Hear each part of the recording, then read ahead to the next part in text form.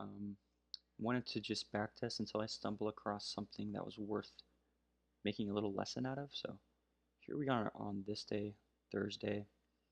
You see Monday, we kind of consolidate. Tuesday, we run out this high, and we create a pretty large range, um, and we form the low day here.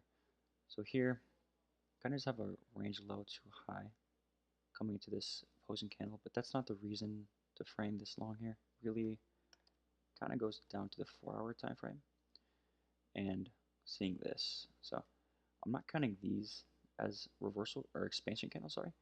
Counting 1, 2, 3, 4, so 4 expansion candles in a row, so expecting a new phase of price.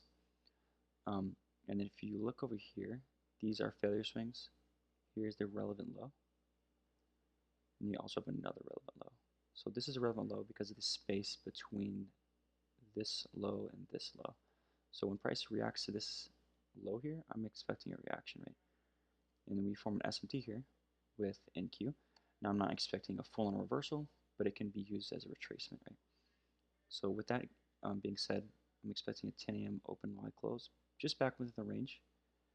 And for some additional confluences, if you take this range high to low, mark out the manipulation range, we're also in that -2 to -2.5, which is a reversal or retracement area. So looking at my flow chart here, we have the idea to trade back within the range, right? And here, does the daily candle support expansion higher? Because we want to buy back in the range. So clearly it's a bearish expansion candle range. So we must have this criteria met, right? So we answered no. Framework for trading reversal candle, yes, right? High of the day is formed early on in the day. It opens low first.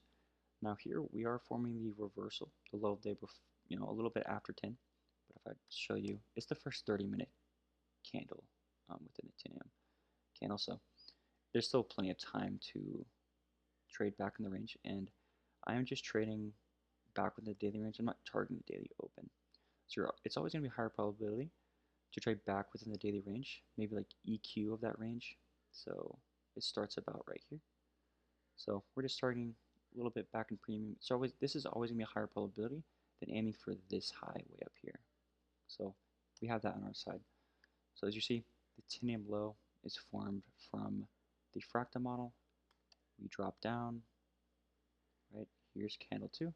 Do we have a CSD already within candle 2? Yes. So all we need to see is either the wick formed from the fractal model, so like an intracandle CSD, or an opposing candle. So here we open up right here, and once we close through here, that validates an entry. So you have the option to market execute here, go for 2R like that, or have a CSD retest like that. So you have that trade, and then if you go back to 30-minute, we have this swing point formation, right? Candle 1, candle 2, candle 3. Now since candle 3 closes a strong close above this candle's high, we can look for a candle 4 continuation as the draw has not been met yet. That's important, right? We also inverse this gap, right? So we drop lower. Here is our intracandle CC. We open low first, form that small wick from a lower time from key level, and then we get that intracandle CSD. So this is a very nice entry here, very clean.